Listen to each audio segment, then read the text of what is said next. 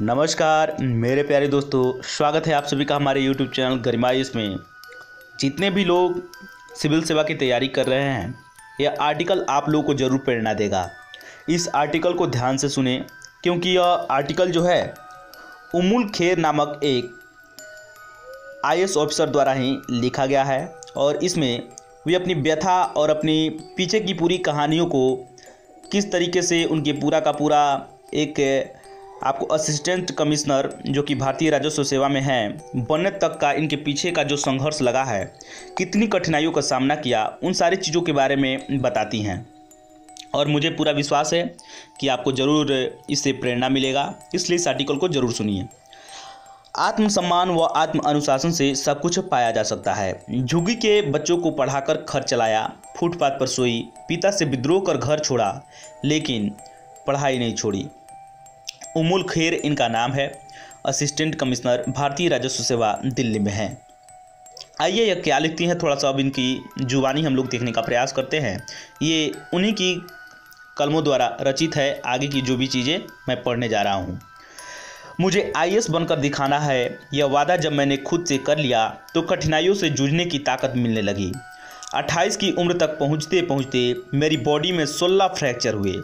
इस दौरान 8 ऑपरेशन का सामना किया। 2012 में हुई एक दुर्घटना ने मुझे व्हील चेयर पर पहुंचा दिया, लेकिन मैं लक्ष्य की ओर बढ़ती रही। रोज़ 15 घंटे पढ़ाई की और पहले प्रयास में ही UPSC में 420वीं रैंक हासिल की।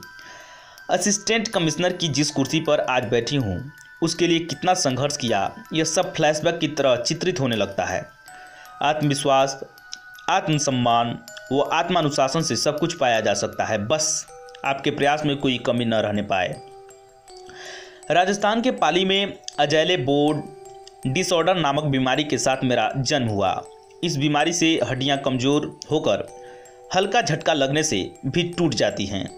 पिता गलियों में फेरी लगाकर सामान बेचते थे, तभी हम 3 भाई बहनों को कुछ खाने को मिलता था। माँ को सीजोफ्रेनिया एक तरीके की यह मानसिक बीमारी है, उसी के दौरे पड़ते रहते थे। मैं विकलांग पैदा हुई, इसलिए 5वीं तक विकलांग बच्चों के स्कूल में पढ़ी। मुस्लिम परिवार से होने के कारण घर में तमाम तरह की पाबंदियां थी। 7वीं कक्षा में पहुंची तो पिता कहने लगे अब पढ़ने की ज़रूरत नहीं, लेकिन मुझे पढ़ने का खूब शौक़ था। मैंने सोचा पिता मेरी पढ़ाई का खर्च नहीं उठा सकते, इसलिए मैं झुग्गियों के कुछ बच्चों को पढ़ाने लगी। मुफलिसी के चलते एक दिन पिता मोहम्मद अयूब हम सभी को दिल्ली ले आए। वे छोटे मोटे सामान के साथ मूंगफली बेचने लगे।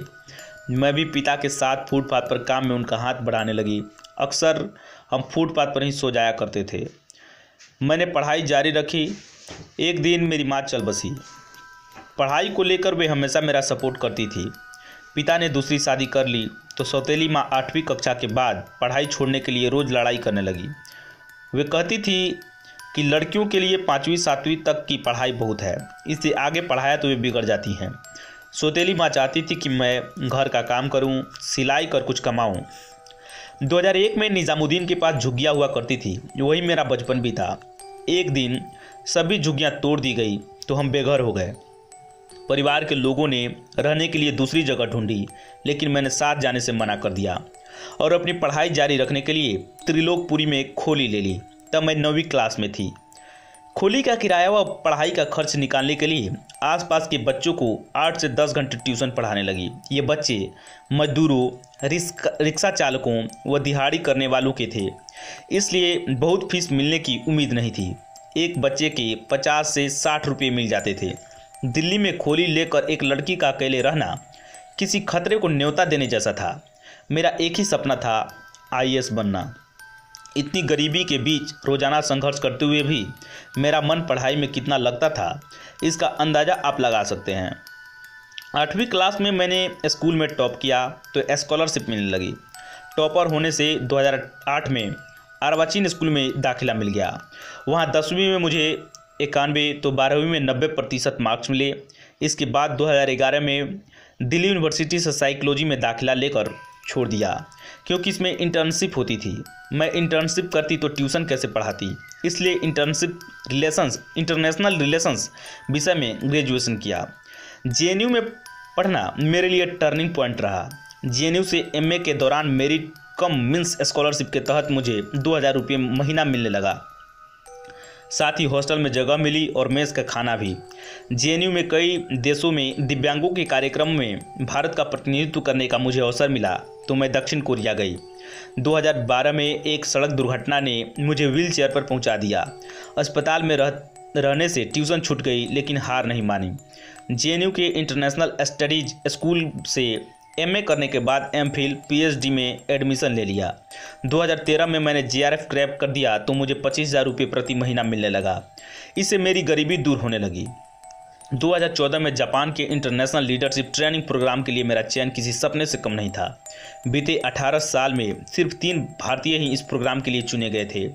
चूँकि मैं भी दिव्यांग की श्रेणी में आती हूँ, इसलिए इस प्रोग्राम में दिव्यांगों को मुझे यह सिखाना था कि सम्मान का जीवन कैसे जी सकते हैं।